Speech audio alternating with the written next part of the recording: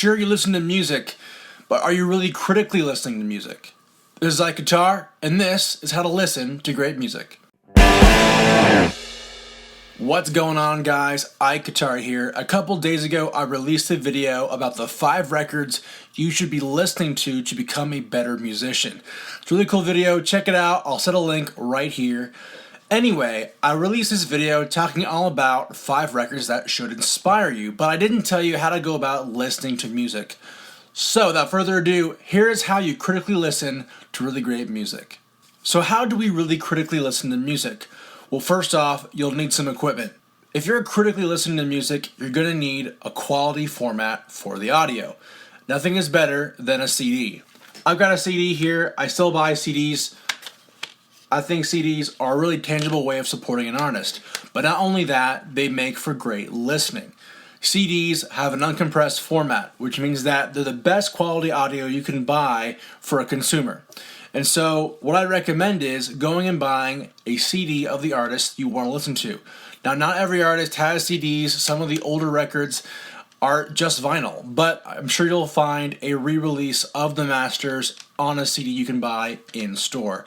So I recommend a CD first off. If you buy an MP3 or you go to iTunes or Spotify, you're going to find that these versions of the songs are actually compressed. They're actually made at a lower bit rate, which means that not as much information is being processed through the track. What that simply means is that the audio you're listening to, you're missing out on a lot of high frequencies, maybe some low end, and a lot of nuance you wouldn't get if you had an uncompressed format. I'll tell you what, if you ever go and download Audacity, a freeware software editor for audio, you can simply put in your favorite track into Audacity and compress the crap out of it. Export it to like 128-bit MP3. It'll sound terrible. Think about high fidelity audio like you would a video game.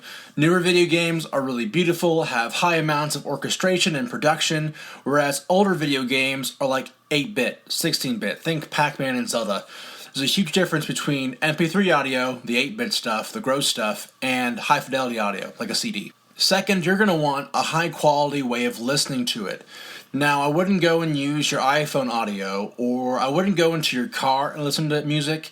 That's really not the best place. What I'd recommend is a really nice pair of studio monitors, but they can get super duper expensive. What you guys need is a high quality pair of studio headphones. High quality headphones are going to be the next best thing when it comes to listening to audio at a really high fidelity. Now, I will link some headphones in the description for you guys. You can check them out, but really any decent pair of studio headphones will work. I wouldn't recommend using like AirPods or your iPhone headphones. They're just not going to cut it for what we're trying to do here. Alright, so now that we have the gear required to listen to music and we have the proper format, we're going to talk about what to listen for when listening through a record. First off, before you listen, you should do some basic research into the background of the record. What culturally is going on in these records? For example, did you know that when I talked about Layla and other assorted love songs, Layla is actually based on an Arabic myth? You wouldn't know that just by listening to the song, but having that contextual context is going to give you a great foray into the mind of Eric Clapton as he wrote the tune. After you've read up on some cultural context and get an idea of the setting and place where the album takes place, you should totally read the lyrics without the music. Lyrics play an important part in the meaning of the record, and it's really important that you guys have an understanding of those lyrics before you dive into the music as a whole. So I recommend before you sit down with the music or read through the lyrics once, get an idea of what the songs are going for, both as an individual and as a cohesive unit. Really important to have that context before you go into the whole record by itself. Alright, once you've read the lyrics once without the music, now listen to the entire record in one sitting, focusing on the lyrics. Get an idea for how the music moves the lyrics into their direction, and how it helps portray meaning in those lyrics. If an album has an A-side and a B-side, like most records do, I recommend listening to the A-side first and then the B-side. But if you feel like you have a lot of stamina, I'd recommend listening through the entire record in one sitting with no breaks. Depending on the record, it should take about a half hour to 40 minutes or so. After you've listened to the record once more, focusing on the lyrics and how the music supports the lyrics, listen to just the music. And you can pick out specific instruments that you feel like are more along your discipline.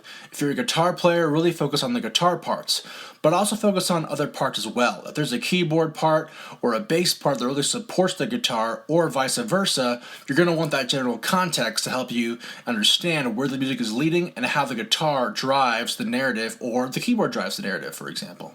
By this point, you should have read the lyrics once, listened to the whole record once with lyrics, and then listen to the whole record with just focusing on the music. And now finally, I want you to focus on some things that you can take with you to bring into your discipline of choice.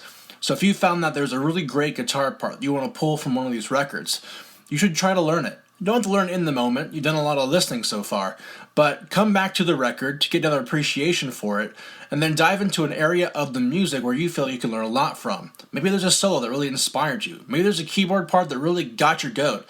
Or maybe the way the vocal soared over the guitar part really added to the body of the music.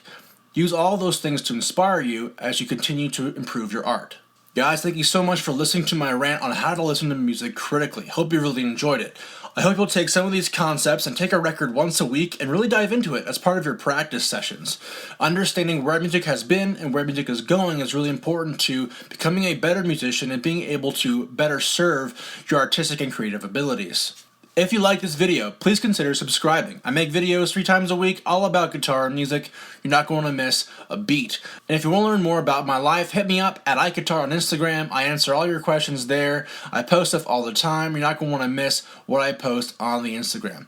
And with that, guys, go find a record of your choice, whether it be the records that I mentioned in my last video, or maybe it's a new record that you've really gotten into in the past couple weeks.